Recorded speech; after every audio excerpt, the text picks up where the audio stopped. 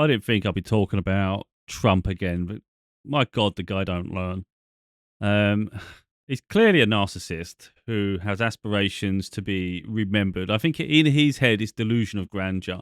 I think he's going to think of himself as a saint, a savior, or something. I think that's what he thinks he's going to go down in history. He's just a dictator, bordering on a tyrant. That's literally where he is at the moment. It's crazy. His answer to everything is to try and bully nations, bully business, um, and just create a state um, that does he that he desires, and at the expense of the rest of the world. Now, at the beginning of all his nonsense, I did say I hope that other nations stand up to him when it was about other tariffs and all sorts of little things, and the nations have stood up to him for the most part, and even people. So, like you see it in Europe, where there's a lot of boycotting of US goods. Now, it's not fair for US companies, of course, and it affects people, but you have to make a stand somewhere, and people are doing it with their money. So Trump can say, uh, these countries are not buying enough of this product. No, you can't force people to buy products. That's the thing. But that's what he wants. If you don't buy this, then this is going to happen. It's like, mate, you're just becoming a pariah. America is losing its status on the world stage. No one's taking him seriously anymore because the face of America is Trump. That's frightening. People are not traveling there anymore. So there's all sorts of things. Of course, there's some people traveling, but I think a lot of people are just wary of it now because you just don't have any rights when you land at the border.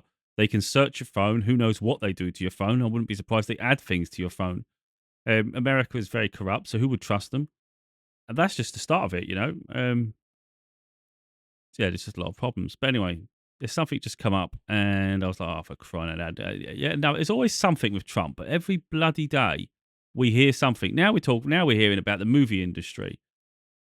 He's moaning that movies are getting made in different countries. Well, no shit. It depends where it is. Not everything can be filmed in America.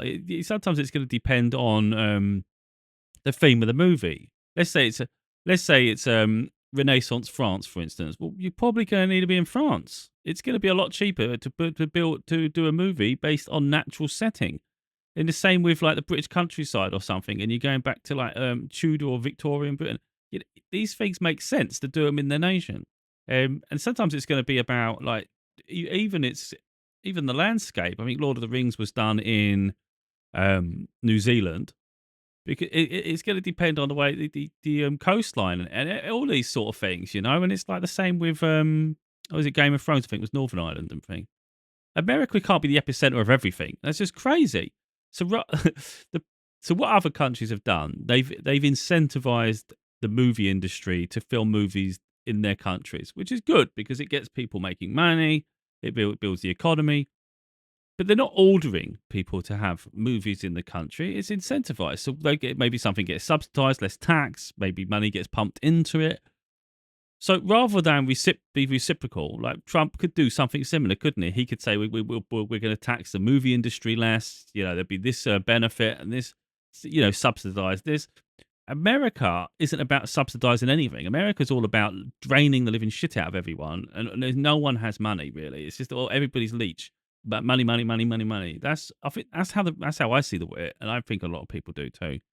So rather than incentivize anything, his answer to that is, look, anyone makes any movies in another country, it will be tariffed 100% in America. It's like, oh, you're just nuts. You're absolutely crazy. So that means anybody that makes a film and you want to show it in America or distribute in America, it's going to cost a fortune. That's his answer. A dictator. Rather than be like incentivize something, he's just trying to demand. See, I think it's quite scary to be totally honest, because not everyone at the moment, not everyone's going to want to travel to America. So if it turns out it costs too much to make these movies abroad because America's a huge part of the movie industry. However, I don't think that matters. I don't know how America is the biggest part of the movie. There's a big world outside of America. I know America is a big producer of the arts and they consume a lot of entertainment. But you've got to make a stand somewhere. You can't have people dictating these sort of rules. There's enough of an audience around the rest of the world that like the movies and TV shows. That's just maddening. It doesn't even make sense. yeah, his attitude is, "I want to make America great again," but America's dying. They're dying, and Trump isn't helping the situation. The way I see Trump, and I've seen it from the beginning, is I've said it before. He's a blessing in disguise in a weird way, because I knew when he was coming into office that what was going to happen was he was going to. The system isn't fit for purpose, and I keep saying that of American politics and the way America is in general. People keep harping on to the old age of things, so they keep saying about this amendment, that amendment. So they cling to it for dear life, not realizing that much of it is outdated. It's a bit like the Bible, things are outdated, but people cling to it for relevance, and it's quite crazy to me. So I see Trump coming in, and he's doing it in a way, but people are probably not aware to the depth. But I think he personally, this isn't his intention, by the way. This is just who he is. He's just a wrecking ball. So American politics isn't fit for purpose. So now you've got a wrecking ball in there causing absolute chaos. And what's it doing? It's amplifying and magnifying all the issues in America. All the things that people were just burying their head in the sand. They just accepted it because it affects them, but they can cope. Now he's shining a magnified light on the corruption that is America. And a lot will change on the back of Trump, I think. The political system, the way other countries deal with them, America's stance. I think it's going to be less of, personally, around the world, I think there'll be a less focus on one nation controlling everything. You can't have that level of dominance from one country. It's crazy. The influence is too much. So the rest of the world has to adapt and navigate without that impact. And it takes time, of course. But then I think you'd be able to trade between multiple countries and things.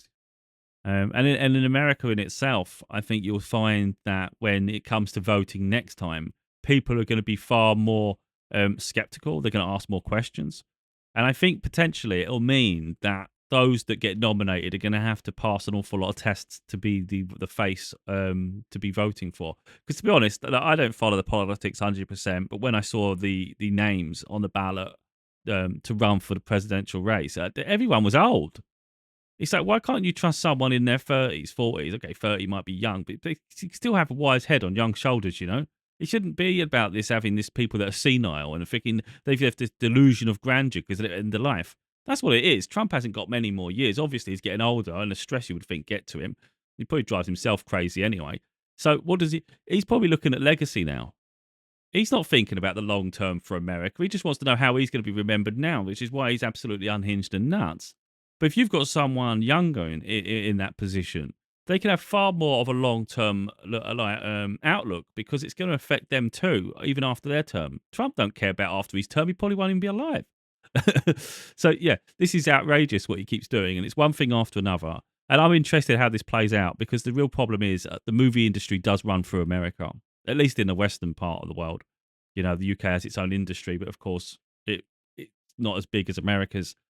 And I don't know how that works. Like, what is he actually saying? What is he actually saying? Because there's some independent movies, for instance, would get made in the UK because they normally do. Let's say it's a UK themed movie. Why would America freaking film it? So what? Even independently made UK based films that have no relevance to America at all. If it was ever to get distributed or shown in America, the tariff is 100%. What's he talking?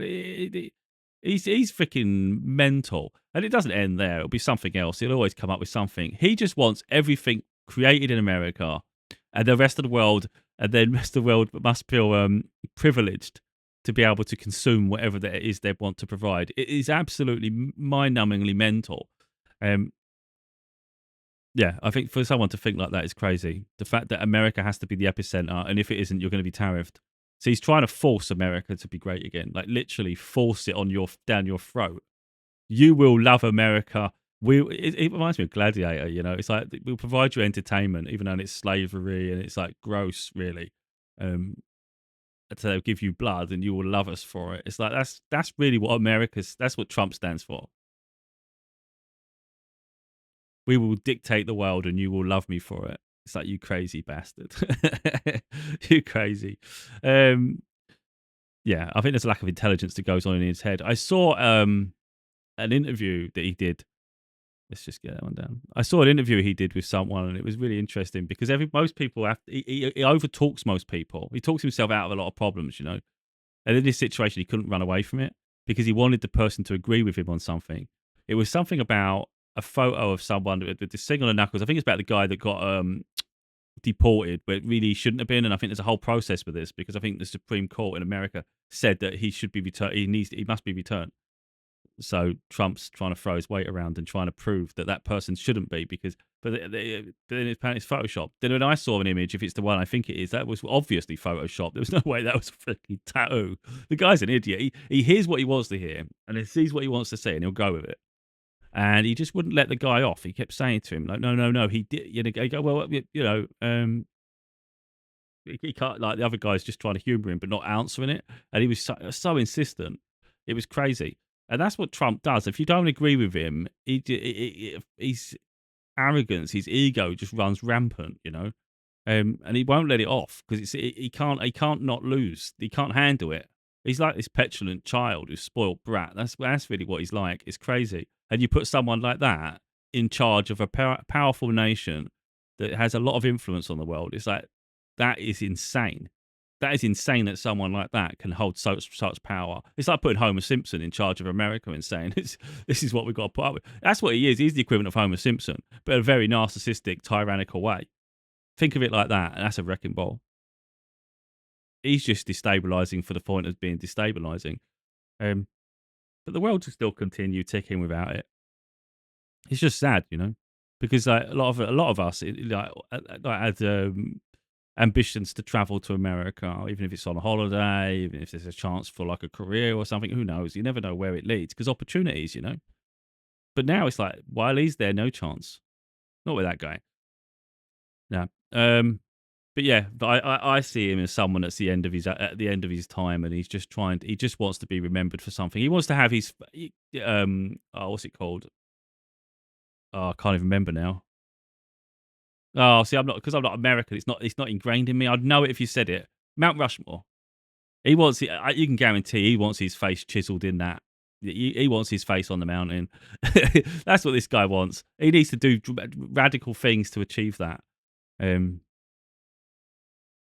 But yeah, he's going about it all the wrong ways. If you want your face embossed on Mount Rushmore, then you're going to have to do something that is quite huge and profound for the country, like change its course.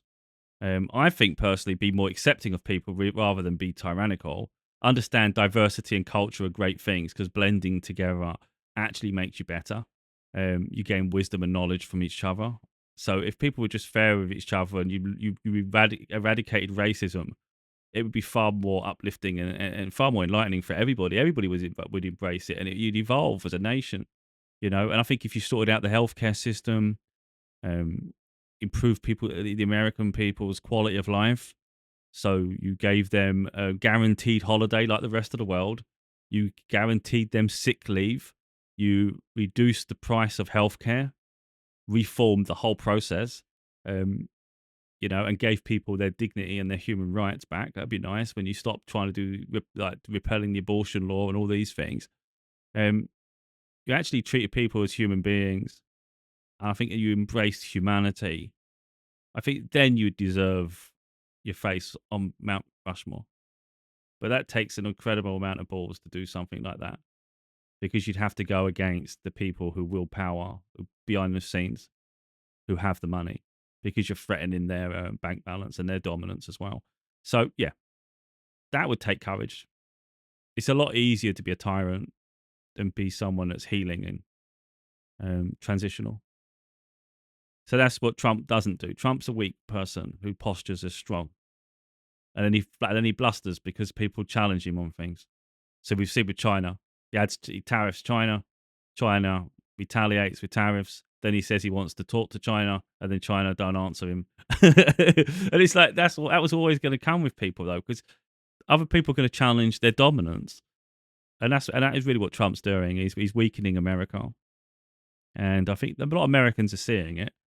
It's just how much can you do, you know? I think the political system in America needs to change. I think you need there's going to have to be laws put in place after Trump or during Trump's administration, however it works. Something's going to have to get put in place, and it might take a strong president next time, because I don't know how the whole political system and the legal system works in America.